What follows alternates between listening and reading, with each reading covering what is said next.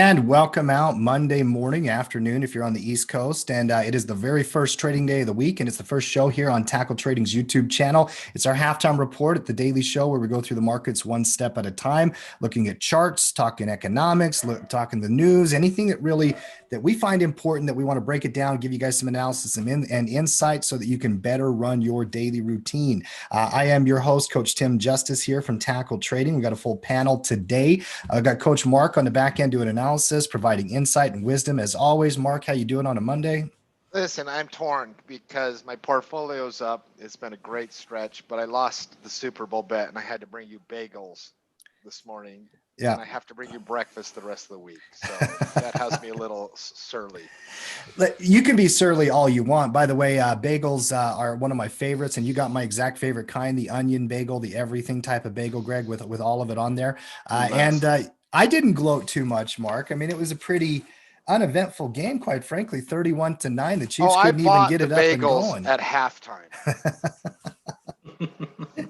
The writing was on the wall. Greg, you're a football fan. You watched the game last night? I did watch the game. Yeah, I did. I quite enjoyed it. I honestly thought that Tampa Bay was going to win regardless. I did pick them. I've always been, and you know this because I'm a Bears fan, defense wins championships. And I thought the Tampa Bay defense was stellar yesterday. They didn't let KC get anything going. So, you can talk about the refs and all the rest of it, but I just thought Tampa Bay's defense, that's how they beat Green Bay, and they turned around and beat KC in the same manner. So I thought it was great. Enjoyed it. Cody, the GOAT, 7 Super Bowls. Yep. Pretty awesome. Honestly, I enjoyed watching Tom Brady play more for Tampa Bay than I ever watched him play for New England. Mm-hmm. And I know the battle between, is it Belichick or Brady? I think Brady's scoreboarding right now. Oh, he's got to be scoreboarding. He just won his 7th title, and congratulations, Tom Brady and the Bucs, and just a really amazing organization to take the step they did this year and ended up winning the Super Bowl. So cool, and very cool for me because I did win the bet, and I'm validated now. Everybody says I was the jinx, Mark, at least for one time. Didn't jinx this one. Listen, you picked it on the podcast a month ago. You picked Tampa Bay to win.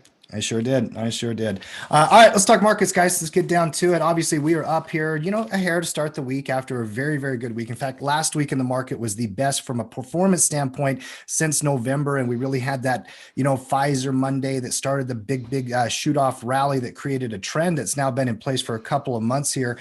Greg, let's start with you just technically. What are you seeing here in the chart on the S&P 500?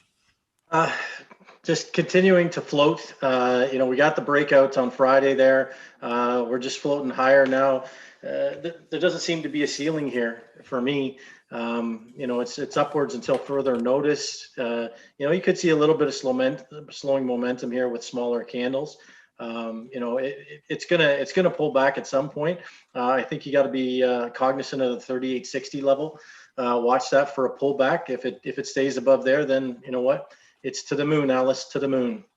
Mm-hmm. Cody, what are you seeing in these charts? Obviously, it's been a really good, healthy stretch from a chart perspective. And, the markets have been chugging along. We had a deeper pullback there a week ago, and the market found support, rallied, had a beautiful week. What are you seeing in the market conditions right now? I'm seeing it cautiously break to the new highs. And it actually gives me a little bit of pause. And we were kind of talking about this pre-production. When everything's running in the same direction, everything seems to be working, it actually makes me hesitate. So we are breaking out. I mean, that confirmed breakout from Friday again today, but I don't necessarily like the size of the candle. And I also don't like the volume that I'm seeing with the move upward. So I'm getting a little cautious to see if this breakout is going to continue throughout the week. That's the main theme that I'm seeing in the market is we are breaking to new highs. Question is, are we going to continue this move throughout the week? Or are we going to have maybe a pause or maybe a pullback back below that new that resistance level, now support level? Are we going to see that? Or are we going to see maybe a base or some sort of hesitation, which I would actually love because that would give us better setups moving forward, because trying to go bullish directionally after it's already had an entire week run, and then if that run were to continue, it's hard to really get into that. So I'm cautious, and I'm actually hoping for some sort of pause or basing pattern this week. That's what I'm seeing in the markets. I understand natural caution psychologically after a stretch of very, very good conditions for a long time. There is the old adage, the trend is your friend. I don't think caution means obviously going completely backwards into cash or anything like that. But I Oh, think no. that a lot of people after a really long stretch there, Mark, they're going to have those natural instincts. What do you do when you've been in a condition that's been favorable, been working, things have been trending, things have been, rational for a while in terms of just, we're not seeing like 10% movements or crazy limit down days or anything like that. We're just seeing a good trend in the market. What do you do with this, Mark? Listen, you execute your trading plan. Like, there's the old adage, and I understand, and I'm with Cody on everything he said. After these good stretches, I mean, last week was an amazing week in trading, starting off strong this week, and there is that old adage that I can't remember who the famous investor, if it was Peter Lynch, that said more money has been lost waiting for a pullback than has ever been made on the pullback. And there's a lot of truth to that. So you execute your trading plan. You don't know. I mean, obviously the trend, we're week 15 since the election. It has been a powerful stretch. You had that little mini event that I called it a purple swan with the GameStop thing. And, whenever you've had these market jitters, you've had strong bounce backs after the election, strong bounce back. You've had, since the GameStop thing, strong bounce back last week. I'm going to be very curious when it comes back and tests the breakout level from Friday. That's going to happen. Does it happen tomorrow? Does it happen next week? You're going to have a test of that breakout level. You know why? Because you always do. Go look at any breakout that you've had since the election. You come back and you retest that. You come back and retest that. You come back and retest that. We'll see how strong the sentiment is when we get that retest. Mm-hmm. I'm with you on that. And that's a really interesting thought and quote. More money's been lost waiting for better prices than, anything else. Because it's true. I mean, time in the market, right? That's that thing that Swin has been saying in our chat for a long time. Time in the market can be more valuable than timing the markets. That being said, chasing isn't necessarily what you want to do. You still want to find proper entry points, all that kind of stuff, but you can't avoid these great markets. Setups. I mean, you got to find great setups, and when you find those setups, you hit them. You just do it all responsibly. It's like what I've been saying since the pandemic lows. There's been this huge euphoria. You just do it. You just do it responsibly. You don't ever get over leveraged, and then you just keep executing your trade plan, and eventually, short-term trend will reverse for a short time. But you don't know if it's next week or this week or 3 months from now. You don't know how much legs this market still has. Greg, can you flash through all of the different indexes? Obviously here on the S&P, that's the big one. And maybe even give me a couple of timeframes on the S&P. Stay here for a second. And weekly, intraday, give me a thorough read of what you're seeing. Then flash through the Dow, the NASDAQ, the Russell, and just from a relative strength or weakness perspective, give me your chart read if you can. Yeah, so I think everything that we've been saying here is absolutely true. Big weak candle last week. The old adage, the one Mark brought up is really poignant too, but there's another one. Don't fight the tape. And right now, until further notice, this thing's going higher. You can be cautious, which I think is a very wise thing to do. From a weekly perspective, the only thing that concerns me about this particular market is the angle of the movement. Okay, when you get these steeper angles, right? When you got these 45-degree angles, they're fine, but you get a little bit steeper than that, there tends to be some fallback at some point, and I think that's what we've been talking about here. Really, there's nothing to see here other than, okay, it's moving upwards. Stick to your trade plan, as Mark said. Keep a bullish delta in your portfolios, but keep an eye on it to say, hey, you know what is my plan if this thing starts to turn, which it will, as Mark also pointed out. It is going to come back to support. We'll see if that support holds. If it doesn't, well, then we maybe get a deeper retracement. One thing that I've noticed here is that this last retracement was the first time we hit the 50 MA since about November, so before the election. All the rest of these little pullbacks only hit the 9 and the 20 EMA. So I think it's very interesting that this one pulled back to the 50, a deeper pullback. But as you can see, we got that rally. We got that, we got the buyers coming back in full force here. So until further notice, you can look at it from any time frame you want. It's just doing what it's doing here. maybe making a double top on the hourly chart here. But again, all these pullbacks have been very, very shallow. And, we gotta pay attention to that. And just like I said, don't fight the tape. Just let it do what it's going to do. Know your exit, put good trades together, and just keep winning the game. Right. It's been a good market for making money. Keep on going. Mm-hmm. So. And let's keep flashing through the other indexes as well. I'm with you on the S&P. I got to tell you, I think the most bullish one obviously is the Russell here. So get through the Dow, the NASDAQ, then the Russell, then we'll have a chat about it. Yeah. So the Dow is the only one really that's that basically is at a triple top right now. It's the one it's just made a high now, but it's the least of the strong as far as I'm concerned. You start looking at the NASDAQ. It's got its new high and it's popped out there, same as the S&P 500. And then of course the Russell has just been gangbusters, very, very strong here. The candles are all pretty much the same size after the breakout. So you don't see the same slowing momentum there that we can see in the S&P 500 or the NASDAQ. This thing just wants to ride into the sunset. So again, don't get in the way of these freight trains for sure. That's really how I don't think you can actually look at it any other way than that. It's running until it tells us that it's not. So.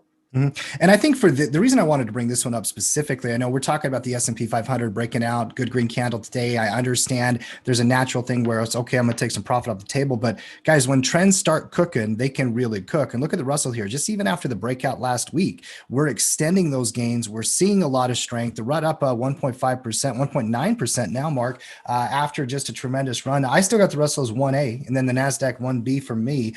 Marky, how do you rank the different indexes and why do you think the Russell's so strong?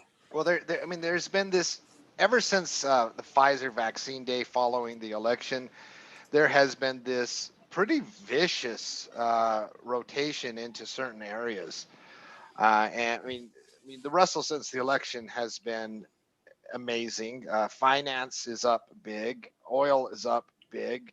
There's a lot of areas of the market that have just taken off. You have these trades going on since the election, this rotation into value, if you want to use that word, or this rotation into cyclicals, or this rotation into areas of the market that benefit from a robust economy and a coming out of a recession. That trade has done very well since the election. And once again, you don't fight the trend. And once momentum gets going again in that trend, because all of those trends take time periods where they take it off. All of those trades take time periods where they take it off. But when they get going again, this market's fast. This market is fast, and it probably will be fast for a while.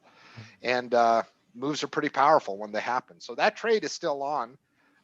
There's lots. Janet Yellen was there talking about how we're going to get to full employment by next year. All of the stimulus money and the economy. One crew's out. One crew's out in force right now. She's out there on the TV shows, the TV programs, Greg, as they say, and she is chattering up this whole idea of how stimulus is so critical to get us back to full employment. She was on CNN last night yesterday during the State of the Union mark. She had a lot of commentary around the jobs market potentially getting back by 2022, which back to 3.6% unemployment. I have a lot of doubt about that full recovery even by 2022. But Mark, they are out. They are pushing stimulus. I saw the House today talking about $3,600 checks for every kid, and paid out monthly over time as a different way to create some kind of backdrop of stimulus as well. The chatter's there. The expectation of stimulus is moving forward. How much of these market rallies do you attribute to the stimulus theme in general? Well, I think it's to the whole theme in general. So you have this general big theme of there's a playbook in the market. You come out of a recession, certain areas, money rotates into that. That's been true for a long time now. And so whenever you hear these big stimulus numbers, it fuels that narrative. So it all goes hand to hand here. So when they talk about big stimulus, when they talk about GDP hitting big numbers, those areas that money flows into tend to do very well. And as long as that's robust, who knows what the top is? Things are powerful. I was looking at Fiverr, FVRR last night. I was going through my weekend routine, and I hadn't traded Fiverr in a long time. FVRR, I believe it is. You know, and I remember placing a trade when Fiverr broke out at like $60 clear back last July. Trends, they take a life force of their own. And, you know, I was like, oh, how much more can this go? Took some profit. Needless to say, probably shouldn't have taken profit there. But it just reinforces when trends get going. You know, you might think that the price is irrational. But trends take a life of their own. And that's why as traders, when we recognize those patterns, we recognize those setups, and this rotation theme in the Russell, this rotation theme in energy, this rotation theme in finance. I mean, it's pretty strong right now. I get it. The themes are strong and everybody expects stimulus to pass. And I understand that. I wouldn't push back against that. I mean, what they're doing with the budgetary resolutions in the Senate and the House last week lets you know they are intending to pass stimulus and they will get it passed in some form or fashion. But does nobody want to challenge Janet Yellen on this at all? Like just the jobs market is going to be fine. Just coming back because we passed we've already passed like 4 stimulus bills, Greg. I mean, I don't know. At least I might want to have a chat with Janet about the fact we have not seen the recovery. They all been calling for a year, and they're pounding the war drums here to get this thing moving forward. It just obviously it just feels like one crew kind of central messaging. Let's make sure we get this thing across the finish line, but. Whatever, I guess. Janet, I don't believe we'll be at 3.6% unemployment 2022. We had a jobs number on Friday that showed me 6.3% unemployment still, and 10 million people still looking for work. So I don't know. I have my doubts too as well. Like everything's great when the printing press is running, but what happens when the dance stops? When the printing press turns off? What happens then? That's the $1 million question for our. I mean, and that is, you know, and it's one of those things. Like we didn't hold our Sunday prep class last night because of the Super Bowl, but I did a little video prepping for the week, a little 15-20 minute video, going over the things I normally go over. And I just made a comment from, I think it was Fed Chair Evans. I might have the different Fed person wrong, where he was basically saying, hey, listen, as long as the pandemic's going, we have to do what we're doing. But we should probably get back to normal monetary policy when this is all over. We'll see what the market reaction is. I mean, it's one of those things, and I make a mental note. I'm like, yes, one day this party is going to end. It's not going to end anytime soon, most likely. Well, and so much of an important thing this year that's going to happen is going to be around this vaccine rollout. It doesn't seem like we spend too much time talking about it because it's always like, let's wait to see if we hit our targets later. I did notice that AstraZeneca had their vaccine pulled from South Africa. It was suspended, at least. It wasn't, I don't know if it's permanent suspension or anything like that, citing that it just wasn't as effective against the original strain, these mutations and these morphs. I know that the president and the administration have been targeting 100 million vaccine doses by the first 100 days of the administration, and they're currently on pace to do that. But Mark, I was reading over the weekend as well, even if we do that and we are really effective at getting these vaccines out there, we're not going to get herd immunity and a full reopening of the economy probably till the end of this year, because you still need 75% of the population to be inoculated, from what I understand. So there's still some concerns. The story's not over yet, is it? Yeah. The story's not over yet, is it? We do not need 75% of the population. No. If that's the new headline, I disagree with that headline completely. No. Listen, there's a lot of boogeymen down the road. There really are. I'm trading today. If we're waiting till 75% of the population has had the vaccine, then we're not even opening this year. I don't know if they said we're waiting, Cody. I think they said for us to be fully herd immune, that they need that true. Many. That's also not true. That's all right. All right. I'm not getting in the middle of a science fist fight. I'm going to tell you that right now. So I will say this, because I know a lot of people have, and I mean, we've talked about this plenty of times. I know that I've done my research that I said I was going to do into the hard data of both Pfizer and Moderna, and I actually already had my first dose of the vaccine. So I do think that what's out there now here in the U.S., I don't know about AstraZeneca. I don't know that storyline. Quite frankly, they're not bringing AstraZeneca here, so I didn't really look into. I want to see two scientists get in a fight, yelling scientific insults at one another. Your gray matter is so small. Isn't that the Big Bang Theory? Can't we just watch That's that? exactly Isn't that what we see? That would be pretty funny though.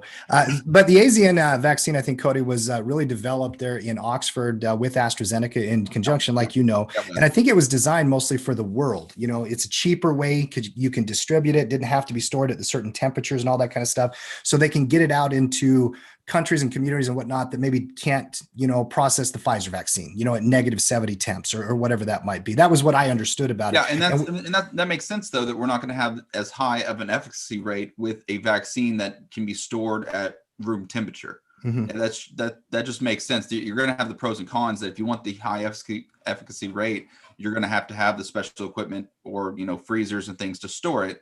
But if you want it to be able to, you know, be shipped via just a small cooler into hot areas of the world, you're going to lose some efficacy. But still, I mean, we think about like the flu vaccines. Flu vaccines aren't 90% every year. Most flu vaccines are only, you know, in the 60s.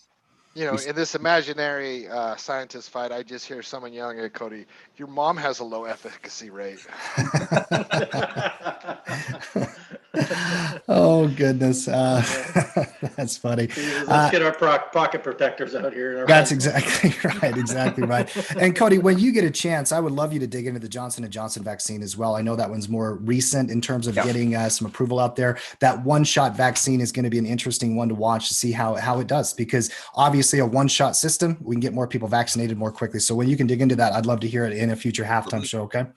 All right. And I believe, did we get another coach sneaking in here? Just let me know if you got your audio there, sir. Let's start sectors next though. While we're on broad markets, let's have a conversation. Greg, I want to go through these one at a time. And, you know, I've got the rankings on my end. There you are, Maddie. How you doing? I'm doing absolutely fantastic. Hope my internet sticks around for more than 2 minutes. Absolutely. Absolutely. Love to have you. And by the way, perfect timing on sector information. We're going to go through these one at a time. And Matt, I've got the current rankings and the upgrade downgrades. You have them in front of you as well? I always have the sector rankings. I know you do. I want you to give me some commentary. Greg, chart analysis, Matt, commentary on the sectors. Let's light this up. All right, XHB there, breaking out, double top here. I can't seem to draw my lines here. A little bit of a fade there, but you know, you just see this stuff. It's strong, man. It's everything's just running. It's hard to fight this. Higher highs, higher lows. You know, just solid here. The only thing I might be a little bit concerned about here with the home builders is a little bit of a pullback to make a little cup and handle here, perhaps. Other than that, I like the breakout of 65 level for home builders here. And let's go to XLC next. Actually, this is one of our top ranked sectors. Matt had a great week last week. We upgraded this one to the 15-yard marker after a breakout. Greg, obviously very, very bullish. Matt, any thoughts on XLC? XLC, this is one of the areas of the market that I discussed quite a bit last week. You know, after the Netflix move we saw a couple weeks ago really kind of front run some of the other strong earnings reports in this sector. But for the most part, this is an area of the market that had a really good earnings season. Number one, that's why you're seeing the market play catch up when it was hesitating against the market, when it was consolidated between 65 and 67.5. Once that Netflix earnings report happened, and this is the importance of earnings season in general, you start to see themes develop specific to certain sectors out there. You started seeing a lot of strong trend and patterns start to set up here. And you are seeing now an area of the market that is a little bit overextended from its current price action. We do expect a little bit of a catch up in some of the underperforming areas of the market last week. Obviously, the small caps are still very, very strong here. But in terms of communication, specifically, we had it at that 35-yard ranking a couple weeks ago. That was before the Netflix report. We upped that to the 20-yard marker last week, and then we gave it another 5-point upgrade here this week. It's one of the strongest areas of the market. You never want to use the word safe when it comes to communications or technology. That's not these areas of the market, but it's one of those areas of the market that is starting to pick up momentum. It's on the backs of a very good earnings season. You are a little bit overextended right now. Maybe you look for some consolidation here early on this week in both technology and communications. But right now, as of right now, with trend and pattern intact and on the backs of some pretty decent earnings reports, communications, one of the best performing sectors out there, and one of our highest ranked sectors out there as well. And the other one we had really at the high end of the rankings, I think a lot of the commentary you just mentioned is going to apply directly to technology as well. Take a look at XLK there, Yeah. Greg. Backs a lot of strong earnings, Matt. You know, we also broke out last week. It's been consistent. We're continuing to trend here. Anything you want to add to XLK? Well, you know, 2.5 weeks ago, Tim, we identified in our scatter report, meeting, and thus in our tackle trading newsletter, that communications and technology were starting to trend very similar to one another. And at that time, we had technology ranked at the 15-yard marker. We had communications ranked at the 35-yard marker. And that was before Netflix. That was when it was consolidating just between that 65 and 67. But with the catch up that you're seeing in communication, what it has caught up to is the trend and the pattern and the performance of technology. And so you got that 5-point upgrade with the communications to kind of put those right in line with one another. Again, we are getting towards not even the back half, the last third of earnings season, and technology's had a pretty decent earnings season. And when you're looking at some of these major players out there, you're seeing a lot of the individual components of technology very similar to communications, a little bit overextended. They all just broke out. But the problem is, and it's a good problem, but the problem is, for right now anyways, they've ran pretty aggressively in the last 5 trading days. And so because these two areas of the market are really kind of trending very similar to one another, they've ran with one another. They got a little bit overextended because they're coming from so far, you know, a little bit of a deeper pullback retracement coming into that, you know, rising 20 and rising 50. It had to run a little bit further than it typically does coming into that breakout. So you do have them a little bit overextended, not a lot, but you do have them a little bit overextended, very similar to communications. Maybe you see some consolidation to the first part of the week. Maybe you see a little bit of defensive pressure here. And unlike what the Chiefs tried to play last night in terms of defense, maybe 135 plays a little bit better defense than the Chiefs did. But you want to see that so that you can get a little bit of that flag pattern coming into 135. Maybe you see some consolidation between 135 and 136 and a half, 136. That's what you're looking for. I don't think it's wise to just go chase. Always be prepared and be ready for those secondary setups. And it just to remind people what I mean by that secondary setup, the breakout happened 2 days ago. That's when it happened. Now you're 3 days into the breakout and you're a little bit elevated, you're a little bit overextended, especially in some of those components. But take a look very quickly at Microsoft. You know, I said this, you know, immediately following their earnings report, is that you probably can't trade it given the fact that it's overextended and it was front ran coming into earnings. But you got to love the fact that it played defense above the breakout channel. And then just recently, it was one of my favorite picks coming into the week on our scouting reports. You know, and every week, Tim, in the Facebook group, I always put in our, you know, whatever coaches were in the scouting report meeting, I always put their favorite technical trade. And I chose Microsoft because it's one of those scenarios where you missed the first setup, and the first setup was earnings, and you missed it for a variety of different reasons. And a lot of that you missed it was because you chose to miss it. You were waiting for that secondary analysis. Now you have that secondary analysis. You've had 3-4 days of consolidation between 240 and 244. You're forming a fairly decent trigger above that high base. And so the only reason I bring up Microsoft was a little bit just to remind people of Microsoft is still out there and it's still setting up and it's still Microsoft, but also to talk about it coming back to technology and communications here very quickly. So let's go back to the technology chart. You've ran a little bit aggressively in the short term. Just be a little bit patient as these sectors consolidate a little bit, especially the ones that did really well last week. Remember, last week we had a few sectors that were up 6, 7, 8% last week. And so let's just be a little patient as this consolidation plays out in technology and communication. Both of them are our highest ranked sectors right there at the 15-yard marker. Right underneath that, ranked, got a 5-point upgrade, is the discretionary space. And you know what, Tim? You know, we've said many, many times you don't bet against the American consumer, and you still do not want to bet against the American consumer. Go to XLY, please, if you don't Yeah, mind. looking for it. Sorry. Yeah, it's right down there, right down there, There it is. 172.65.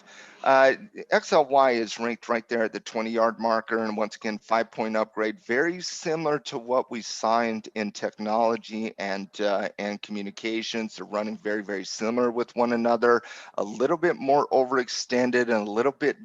And the key difference here, and the reason why it's ranked behind communications and technology, is it was a little bit weaker in that dip. It came all the way down to the 50-day moving average. It had a little bit more volatility. It had a little bit more selling behavior to it. And because of that, the pullback was a little bit deeper. And so the run up and the recovery is a little bit more overextended. And so the breakout's very similar, but I just have it a little bit more elevated, a little bit more overextended. And so I think it's a little bit more be patient here, wait for that next pattern to develop. Don't be chasing the dragon of discretionary right now. And so wait for that secondary pattern to develop. That could be that bullish retracement bull flag pattern. It also could be a high base. We don't know yet. All we know is we broke out and we had ran into the breakout. Definitely one of the stronger areas of the market. There's no doubt about that. You should have confidence in the American consumer, because Tim, you bet on the American consumer until the American consumer fails us, correct? And the American consumer has not failed us in a very long time. The American consumer has they not will, failed us for a long time. They will open their pocketbooks. At least 12 years. Like Tom Brady. They deliver. Listen, I don't know. I honestly don't know who you would bet on more, Tom Brady or the American consumer at this point. I really don't. It's really close. I would probably choose Tom Brady, but that's just me. But you get the point here, and discretionary is very, very strong. Just again, little overextend. Let's take a quick look at the Twins Energy and Basic Materials very quickly. Let's start with energy. Very quickly. Energy got that 5-point upgrade, threatening another breakout here, and oil's been very, very strong. We know that oil dinged $60 for the first time in the previous year, literally earlier today. So oil's been very strong. Energy's picking up, threatening another breakout as well. A little bit overextended into the breakout. You guys, I'm like a broken record here, but there's a reason for it, guys. And I know the Russell's doing great in the market. And honestly, the market's up today. You guys, everybody should be happy coming through a weekend after a very, very, very good week last week in the market. But when you have those great weeks in the market, you can't expect another 8% in communications this week. Mm-hmm. Now, if it gets it, fantastic, awesome, but you can't expect it. You can't expect the market to do again the same thing it did last week, when last week was really kind of one of those historical weeks. I don't expect that to happen. I do expect some consolidation. I do expect some type of slowing momentum. And when you're just sitting there, and we just took a look at, discretionary communications and technology, all overextended coming into the breakouts, all underperforming the broad market here today. Mm-hmm. And so you got a little bit of just that right now. Energy's having a great day. You're threatening the breakout right now. Fantastic. But now it's got to navigate that resistance channel. Now it's got to navigate that. Give it some time. It's okay. These trades are all working out right now. I'm not saying just get out of all those trades from last week. No, we're in trade management techniques right now, right? Exactly. It's just about new entries right now might be a little foolhardy given the fact that you're on the back of a very, very, very good week last week. So just let it simmer down and navigate that resistance channel on energy. Basic materials very quickly, XLB, no upgrade for XLB here to this week. It fought and survived the $70 handle. It was in that cluster of moving averages, fighting to get back above that. But none of us coaches liked upgrading when there's a true battle happening in gold right now. And there's a true battle happening in palladium right now. And silver's setting up, and silver's looking ready to rock. But when you looked at it, sometimes when you just look at the sector and you're like, oh, support held, it went up and it got above the moving averages. Man, that should be that token 5-point upgrade. But then go look at the individual components. Go look at the industries within this sector. Go look at the individual stocks and find a good trade in this area of the market right now. It's a very difficult area of the market right now, so it's kind of one of those, let's give it some time to kind of filter out some of the noise here. And to help us do that, Pete Thomas, the great Pete Thomas from Zahner's Precious Metals, he will be on the podcast later today. Oh, exciting. To talk about all things precious metals, what's happening specifically in silver right now, to give us his fundamental take on gold and all of his analysis on gold. So I know many of you guys are fans of Pete and fans of Zahner Precious Metal.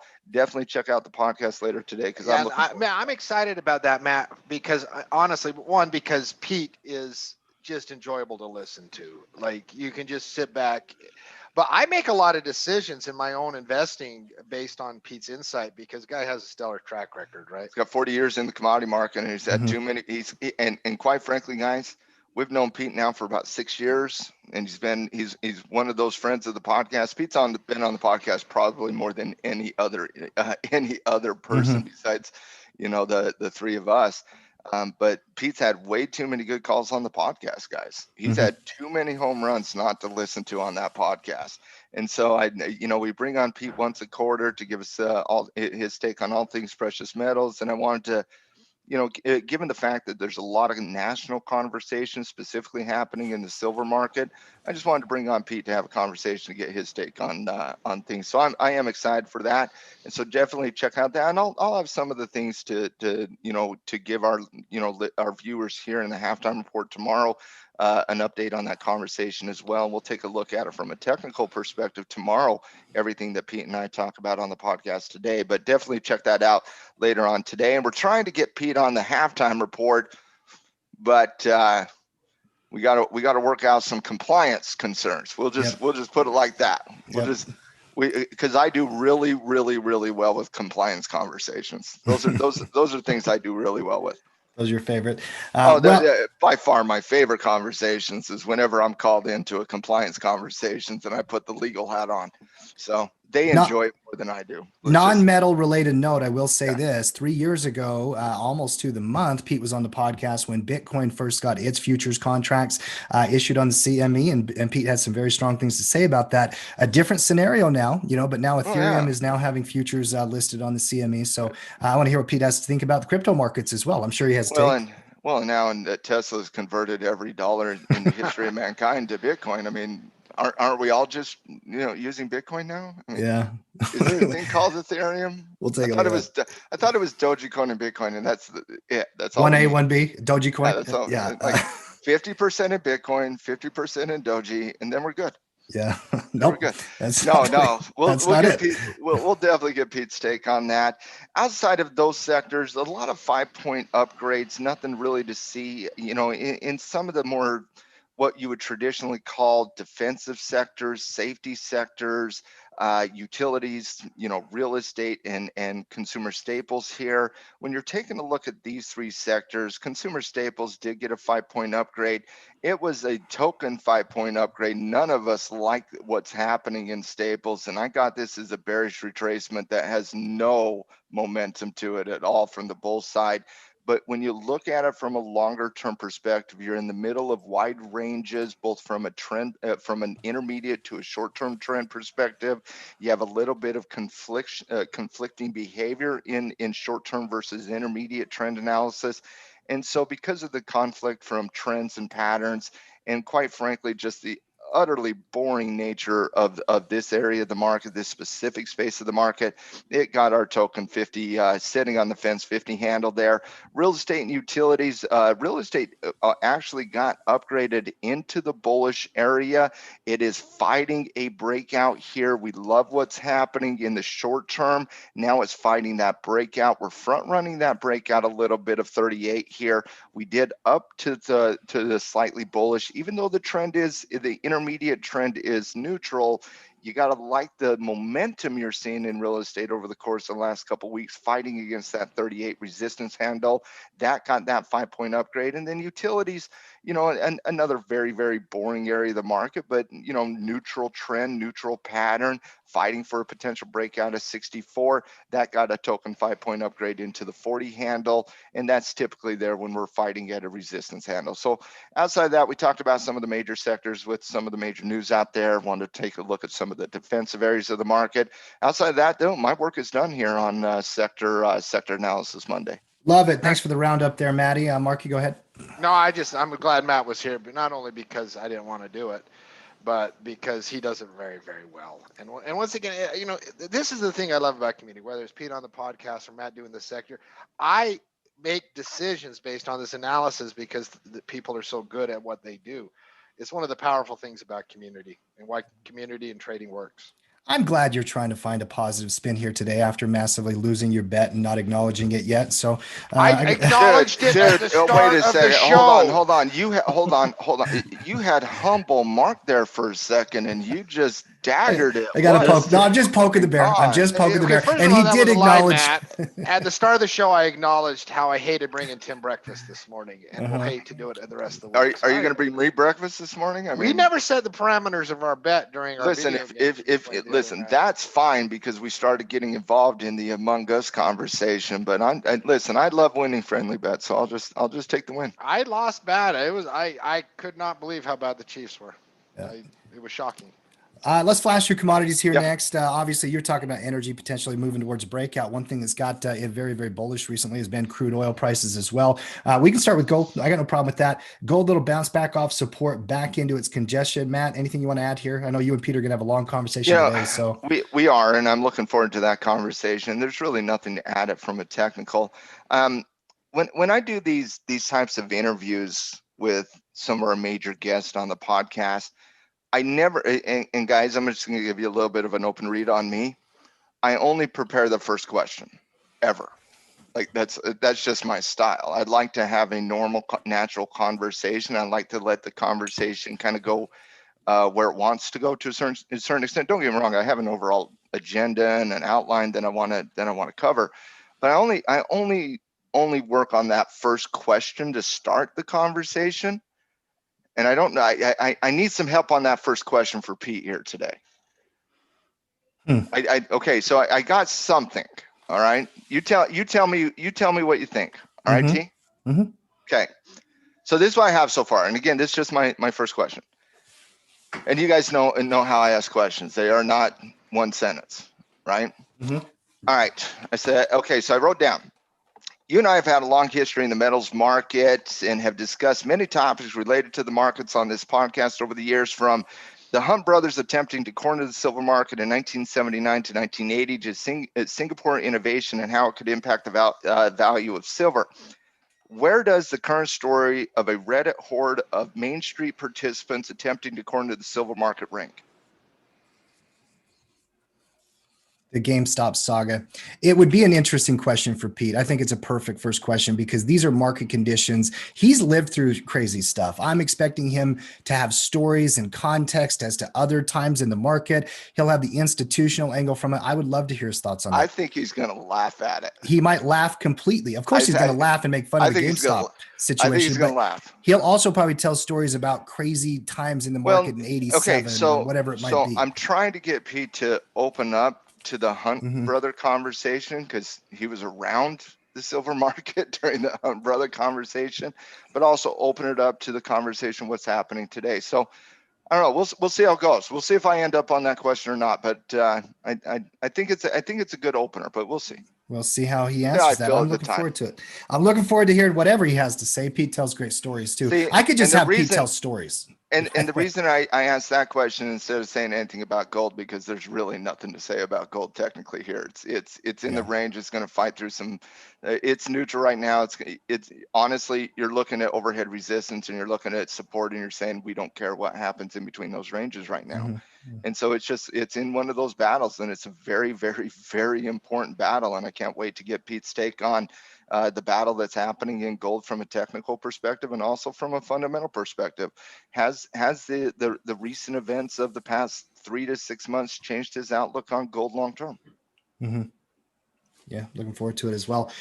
Greg, what's your read on But silver next, by yeah, the way? that's one we got to break Because down that's the technically. conversation with Pete. That's the Because conversation. I want to hear what he has to say about the cornering of the market and maybe have him tell the story about the Yeah. Hunt brothers a little That's bit and all just a that way to stuff. talk about the hunt. And Yep. honestly, to remind the people that don't understand how futures trade of how this specific area of the market can be controlled through volatility and through margin and situations like that.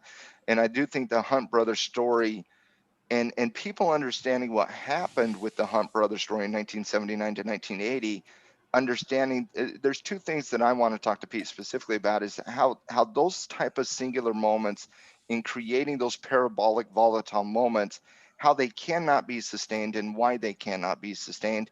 And then second, just again teaching and informing our listeners about how margin works in the futures market, about how margin and then they could probably understand a little bit more what happened with the GameStop situation and some of the struggles in trying to understand margin. Mm-hmm. Yeah, looking forward to it. Greg, this is a healthy chart too, right? Yeah, it looks good to even me. just- yeah. You're looking for a breakout. You know, we got the Wall Street Bets conversations about how they were going to ride silver to the moon. They gave it a shot last week. Didn't turn out the way I think they wanted it to.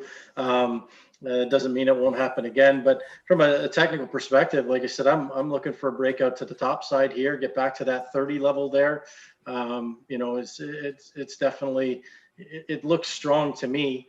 You know, especially when you start comparing it to gold. You could make the case that it's kind of neutral right now, you know, kind of between the 27 and the 23. But you've got an ascending triangle here. Like I said, you've got a good level of 28 there for a breakout. You know, it's a lot more, as Matt alluded to. You know, if you're going to manipulate something, it's a lot easier to manipulate a $27 futures contract than it is a $1,800 futures contract. So, you know, interesting story about the Hunt brothers there. They shouldn't. If you understand the Hunt brothers story, you shouldn't try to manipulate futures in any capacity. No, ever. I'm not saying you should, but I'm saying that if you're going to do Ever. it, it's easier to do with the smaller contract. That's for sure. It definitely is. What But was the great quote he had? $1 billion isn't what it used to be. and that is in 1980 after the man lost a fortune. So that is true. That is true. And that was after, you know, 41 years now of inflation. $1 billion ain't what it used to be.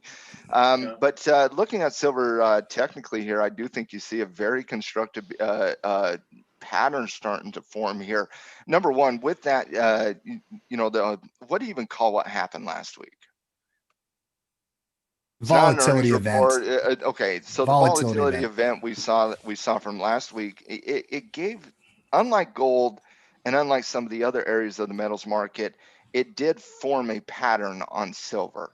And so it formed a little bit of a standard bullish retracement on silver where, you know, you establish that higher high dinging into the 30 technical area, which is an old resistance, significant whole number type target.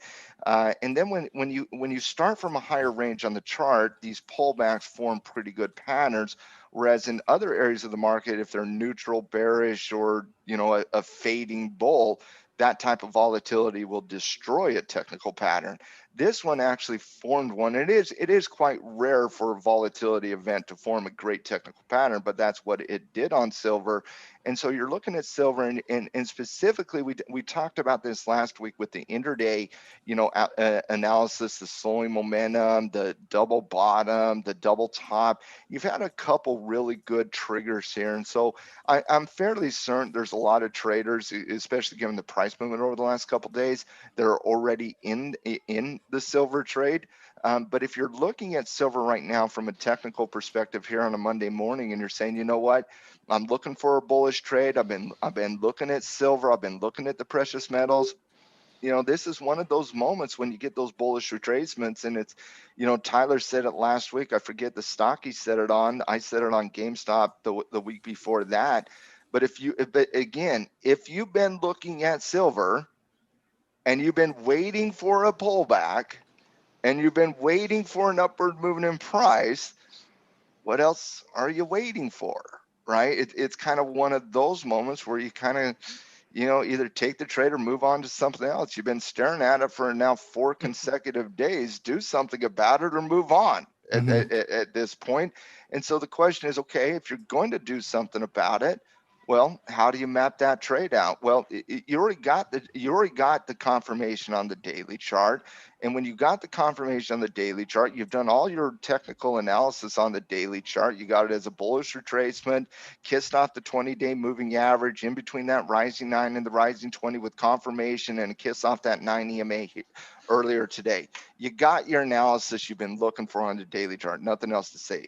The only question there is, if you're not in the trade, is, all right, where does stop loss go and where does entry go? That's because target's got to be in the 29 to 30, both T1 and T2 here. And so in terms of this, you got to pull that up. That you're 2 days into a bounce. You got to go intraday. You don't have a choice. That choice gets made for you. You got to go intraday. And what I see from an intraday perspective is a couple different key levels of resistance from a triggering perspective. Number one is the base you're forming here today. The top of that base right there in that 2770 area, okay? And everything's a zone, right? When we're talking these when you give something a number, it's a zone. People are going to trigger and use their ATR rules in their, whatever system they're using, they're going to trigger that level. But I'm looking at that level at 2770 to 2780 in that zone as that first trigger. It coincides with a intraday resistance level from last week, last Friday, before you saw that little a week ago Friday, before you saw that gap up on the volatility event. You came down and you're kissing support in that range between 26 and 27. Good trigger above 2770. The next trigger is just that natural 28 trigger when you're looking at, and Greg went to there earlier when he said, you know what, anything above 28 is good here too. So anything above the day high today is probably going to be a fairly decent trigger. And so you're looking at that daily high and you're saying, give me a continuation trigger here, whether it's 2770 or 28, depending on how aggressive versus conservative you want to play it. And then the second question would be, okay, stop loss placement, right? Stop loss placement. Where do I want stop loss placement? Now, for me, in the futures, that trade would be under any breakout channel because it would be aggressive here.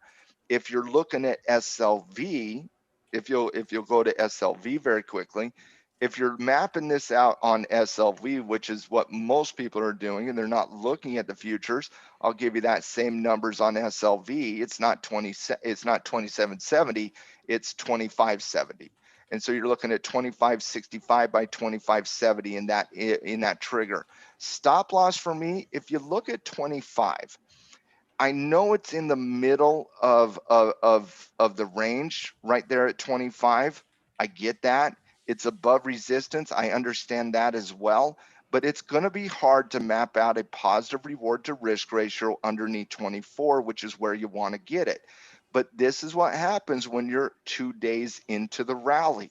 You're going to be late on stop loss placement because it's your entry, because you can't get it to where you want it to go. You want it under 24, but again, you can't map out a great trade under 24, which means you have to use an intraday analysis, which once again, let's go back to that 1 hour chart.